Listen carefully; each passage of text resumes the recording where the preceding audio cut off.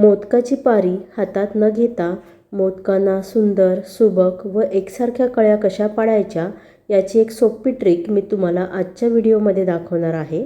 त्याचबरोबर मोदक तळल्यानंतर वातड न होता खस्ता खुसखुशीत होण्यासाठी मोदक तळताना काय ट्रिक वापरायची हेही आजच्या व्हिडिओमध्ये दाखवणार आहे। तर चला आजच्या रेसिपीला सुरुवात करूया व रेसिपी करता करता मी तुम्हाला ज्या टिप्स सांगणार आहे त्या तुम्ही मोदक करताना नक्की फॉलो करा, खूप छान मोदक होतील। तर मोदक करण्यासाठी मी इथे 1 कप मैदा घेतलेला आहे व 1/4 कप इथे रवा घेतलेला आहे, बारीक रवा घेतला आहे। त्यामध्ये थोडं मीठ घातलं आहे व 3 चमचे कडकडीत असं तापलेलं तूप घालायचं आहे। साजूक तूप इथं वापरलेलं आहे मी। तर आता हे तूप सगळ्या मैदा आणि रवाला व्यवस्थित चोळून घ्यायचं आहे।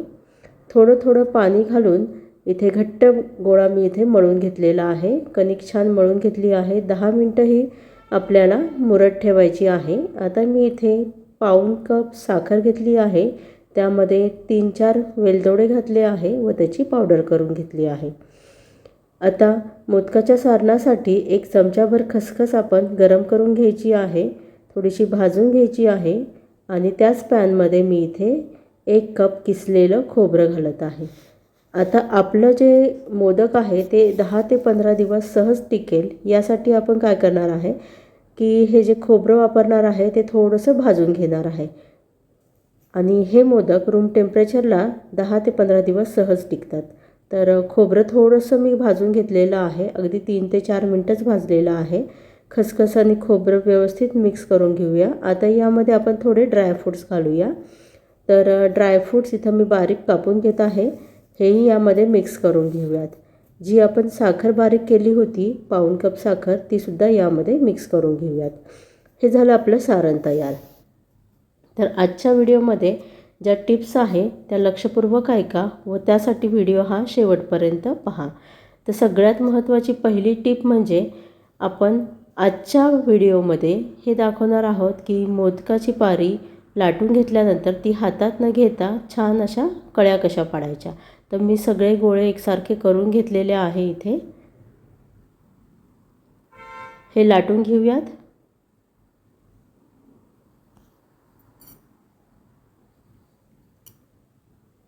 आता आपली ट्रिक आहे की मी इथे एक पळी घेतली आहे, या पळीला थोडंसं तेल किंवा तूप लावून घ्यायचं आहे, त्यावरती ही लाटलेली पारी ठेवायची आहे व यामध्ये आपण सारण भरून घ्यायचं आहे। बघा, ही ट्रिक खूप सोपी आहे। आता आपण पळीचे हँडल हातामध्ये धरून दुसऱ्या हाताने अशा पद्धतीने कळ्या पाडून घ्यायच्या आहे।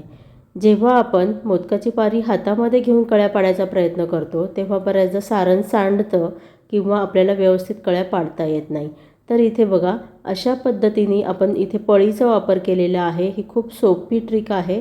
पळीचा वापर केल्यामुळे सारण खाली सांडतही नाही व मोदकाला गोलाकार असा फुगलेला आकार प्राप्त होतो आणि सारणसुद्धा त्याच्यामध्ये भरपूर बसतं, त्यामुळे मोदक हे असं टम्म फुगलेले दिसतात।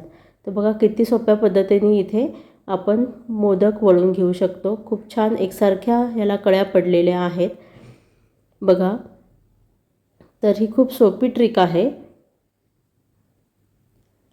तर अजून एक दुसऱ्या पद्धतीने मी तुम्हाला दाखवते इथे। बघा, मोदकाची पारी पळीमध्ये ठेवलेली आहे। आता आपण दोन्ही हातांनी कळ्या कशा पाडायच्या हे बघूयात। बघा, अशा पद्धतीने मी एकाच वेळी दोन्ही हातांनी एकसारख्या समांतर कळ्या कशा पाडायच्या हे दाखवत आहे। बघा, पळीमध्ये पारी ठेवल्यामुळे मोदक हा अगदी गोल गरगरीत होतो। बघा, आता आपण मोदकाचे तोंड एकमेकांना जोडून घेऊयात। या पद्धतीने जर रेग्युलर मोदक करायचा असेल तर जेवढा वेळ लागतो त्यापेक्षा या पद्धतीने आपल्याला अर्ध्या वेळात मोदक तयार होतो आणि हाताला चिटकत नाही किंवा सारण सांडत नाही व वेडेवाकडे मोदकसुद्धा होत नाही, अगदी एकसारखे असे मोदक होतात। तर मी तिथे तेल तापवत ठेवलं होतं, तेल तापलेलं आहे, मी चेक केलं। आता आपण मोदक तळून घेऊयात। मोदक तळताना अजून एक सेकंड ट्रिक आहे, ती मी सांगते तुम्हाला। तर मोदक तळल्यानंतर खुसखुशीत कसे राहतील तर यासाठी आपण मोदक तळताना ही ट्रिक वापरायची आहे। तर मोदक आपण एकदा तळून घ्यायचे आहे. तर 70 ते 80% इथे मोदक हा तळला गेला पाहिजे सुरुवातीला. तर मोदक सुरुवातीला 70 ते 80% तळल्यानंतर हा बाजूला काढून ठेवायचा आहे. यानंतर मी उरलेले मोदक तळून घेणार आहे.